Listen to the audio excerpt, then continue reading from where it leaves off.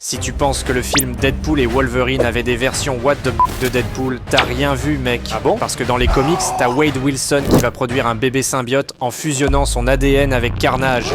Ouais, donc Kevin Feige t'es pas prêt pour ça. Bonjour à tous et bienvenue dans la tanière du vilain geek. J'espère que vous avez tous la grande forme. Alors, on sait tous que le film Deadpool et Wolverine nous a montré près d'une vingtaine de variantes de Wade Wilson, incluant certains des plus populaires chez Marvel Comics, comme Lady Deadpool, Dogpool et même Zenpool. Mais il reste encore un tas de variantes du mercenaire à la grande gueule dans le multivers, dont certains sont probablement trop extrêmes en puissance pour le MCU. Et c'est spécifiquement de ces variantes dont j'aimerais vous parler aujourd'hui. Il s'agit des incarnations les plus grotesques et dont l'apparence et les pouvoirs sont des plus extrêmes dans les comics. En gros, les variantes trop what the b***.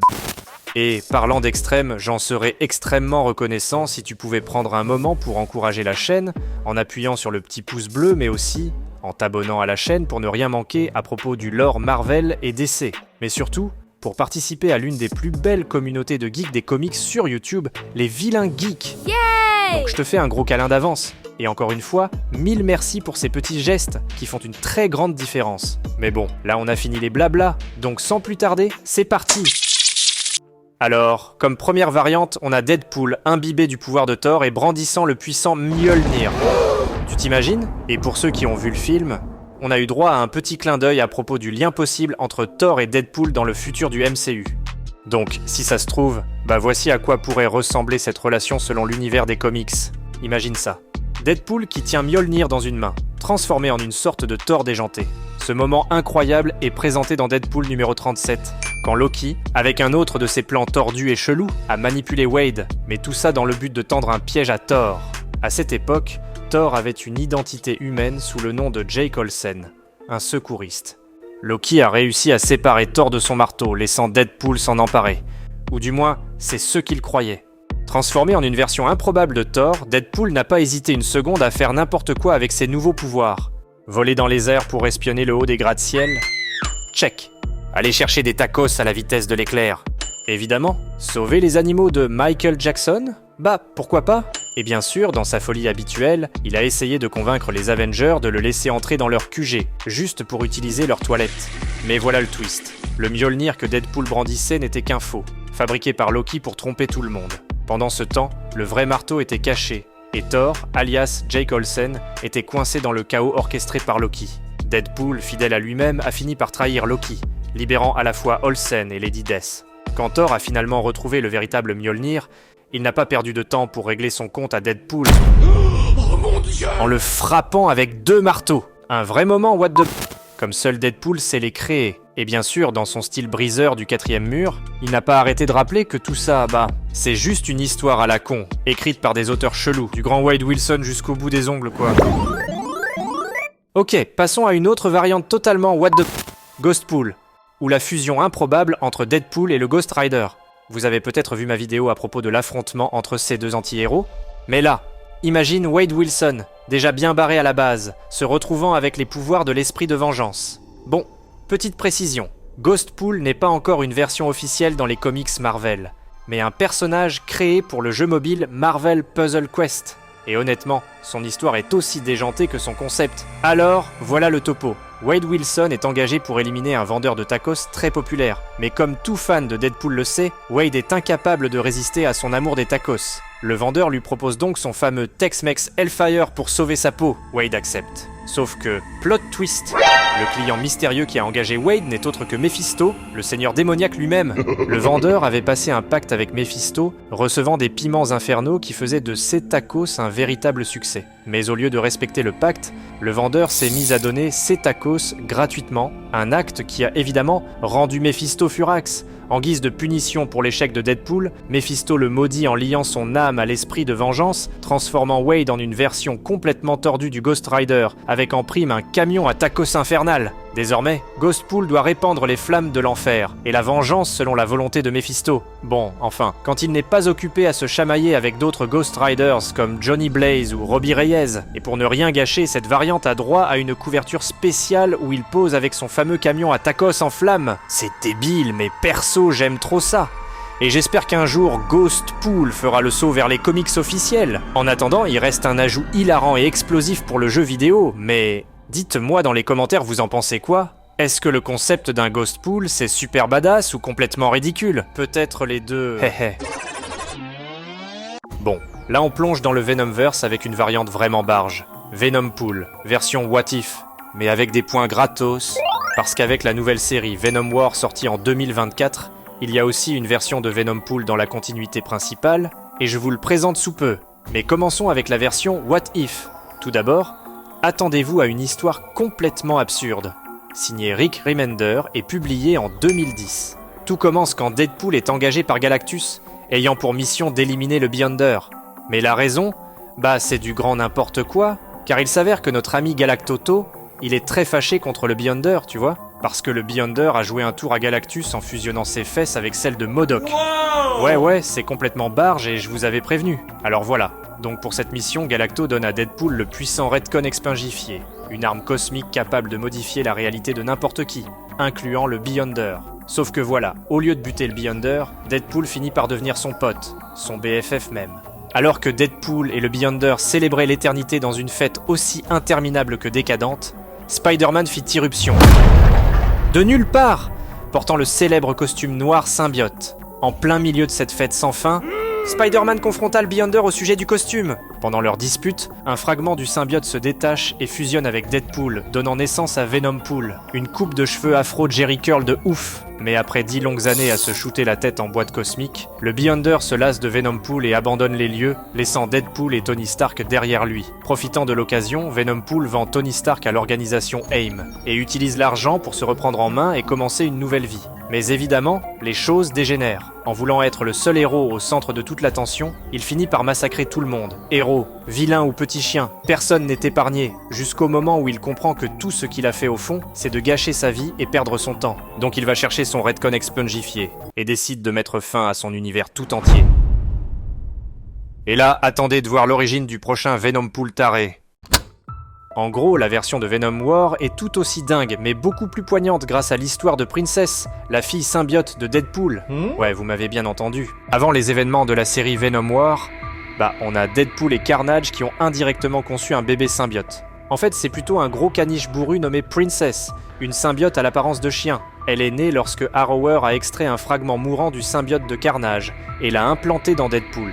Ce fragment a grandi en utilisant le facteur de régénération de Wade, avant d'émerger violemment de sa poitrine comme un xénomorphe alien.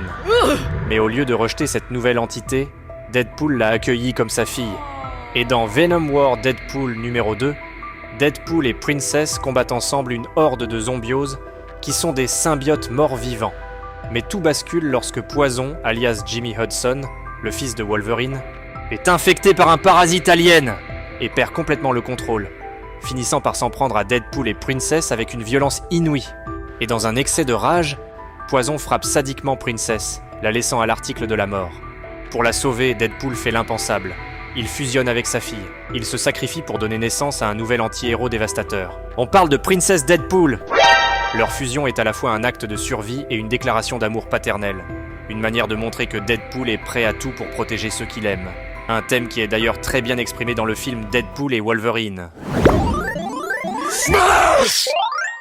Et là, prochaine étape, on passe à Hulkpool, un truc complètement déjanté. Imagine Hulk et Deadpool mélangés, genre un gros bourrin immortel avec un humour de malade. Un peu trop fou comme concept, même pour un film comme Deadpool et Wolverine. Il est apparu pendant la série World War Hulk, quand Deadpool s'est pris une dose de rayon gamma tellement énorme qu'il est devenu vert. Après ça, il est retourné dans le passé pour buter son ancien moi. Mais au-delà de ça, y a pas trop de choses à dire à son sujet. Néanmoins, il est tellement what the que je n'ai pas résisté de l'ajouter à ma petite liste. Alors dites-moi vous en pensez quoi dans les commentaires. Entre-temps, on passe au prochain niveau. Alors voici l'avant-dernière version de Deadpool la plus what the de tous les temps. Dans le comic Deadpool numéro 45, Deadpool tout content vient de choper un objet mystérieux pour un client tout aussi mystérieux. Et là, plot twist, son boss se révèle être Thanos lui-même, le titan fou, qui débarque tranquille dans son hélicoptère super chelou. La légendaire Thanoscopter. Une référence tout droit sortie d'un classique bien kitsch d'un comics de Spider-Man, publié en 1972. Mais bon, Thanos a embauché Deadpool pour lui voler le cube cosmique. Le seul truc, selon lui, assez puissant pour rivaliser avec son gant de l'infini. Mais Deadpool, fidèle à lui-même, utilise le cube pour faire une entourloupe et lui piquer le gant direct sous le nez. Il explose Thanos, et avec ses nouveaux pouvoirs, au lieu de genre sauver l'univers, il organise une espèce de roast improvisé pour se venger de tous ceux qui se sont moqués de lui depuis des années. Mais évidemment, son plan dérape. Howard le canard débarque et retourne le roast contre Deadpool. Wade se retrouve bombardé de vannes foireuses et de blagues nulles de la part de Hulk, Spider-Man et même le foutu fantôme de Benjamin Franklin. Le cauchemar, quoi. Alors Deadpool tente quelques répliques, mais l'ambiance reste un peu éclatée. Désespéré, il se met à lancer des piques aux éditeurs du comic, lâche une rafale de blagues pour le public et utilise le pouvoir du gant pour forcer tout le monde à rire. Même si en vrai, l'ambiance devient un peu dark. Et c'est là que Deadpool capte. Malgré tout le délire et les blagues, sa vie n'a jamais été marrante. Il arrive à la réalisation que sa vie, elle est vide de sens, tu vois. Sous ce masque de clown, il y a un passé de torture, de maladie et de douleur. Sauf que là, il comprend finalement pourquoi il souffre autant. Et c'est à cause de nous, les lecteurs des comics. Ouais, il casse le 4e mur et balance des insultes à tous les fans qui kiffent le voir souffrir ainsi. Heureusement, Howard le canard intervient, et Deadpool reprend un peu ses esprits. Il fait un gros reset de la situation, rend le gant à Thanos qui repart en hélico, en jetant Deadpool dans la rivière, comme un déchet sans valeur. Mais c'est pas fini, attention! Cette histoire va profondément marquer Deadpool, qui n'a pas dit son dernier mot. Vous allez voir que ce comic, dont le reste de l'histoire est en lien avec Secret Wars, va fortement influencer la prochaine quête de Deadpool pour piquer le gant de l'infini. Et cette histoire vous aidera aussi à mieux comprendre pourquoi Deadpool a choisi de créer la nouvelle pierre de la continuité avec tout son pouvoir. Bon, ne faisons pas de bruit car Deadpool va piquer le gant de l'infini de Thanos. Ouais, et attends de voir ce qu'il va faire avec. Alors imagine-toi qu'il a combiné les pierres pour en créer une nouvelle, la pierre de la continuité. Il s'agit de la pierre ultime, qui contrôle la direction éditoriale du lore. Et avec cette pierre, Deadpool prend le contrôle de toute la continuité éditoriale des comics Marvel. C'est fou, non? Il a le pouvoir de sortir des pages des bandes dessinées et d'imposer sa volonté aux auteurs. Donc il ne se gêne pas. Tout d'abord, il réécrit toutes les histoires, en commençant par la sienne. Il se trouve une jolie meuf du nom de Genosha. Il veut se marier, tout le tralala. Mais boum, là des mecs armés débarquent violemment au mariage. Genosha se prend une balle et meurt. Là, Deadpool, il réalise que le pouvoir de la pierre, c'est une bénédiction, mais aussi une malédiction. Du coup, il jette la pierre de la continuité. Les éditeurs, ils la ramassent, la mettent dans un coffre-fort pour la garder loin de Deadpool. Depuis lors, on n'en a plus jamais entendu parler de cette pierre. Et pour conclure, qui est vraiment le Deadpool le plus puissant? On vient de voir que c'est dans Deadpool numéro 45 que Wade Wilson s'est aventuré pour la première fois dans le domaine des dieux, en volant le gant de l'infini. Sauf qu'il a déjà été encore plus loin, en devenant la version la plus puissante de tous les Deadpool, Captain Universe. Tout ça, ça se passe dans la mini-série Deadpool vs Thanos de 2015, lorsque Wade atteint réellement son apogée cosmique. En gros, Lady Death, cette entité que Thanos adore, disparaît mystérieusement. Résultat, plus personne dans l'univers ne peut mourir.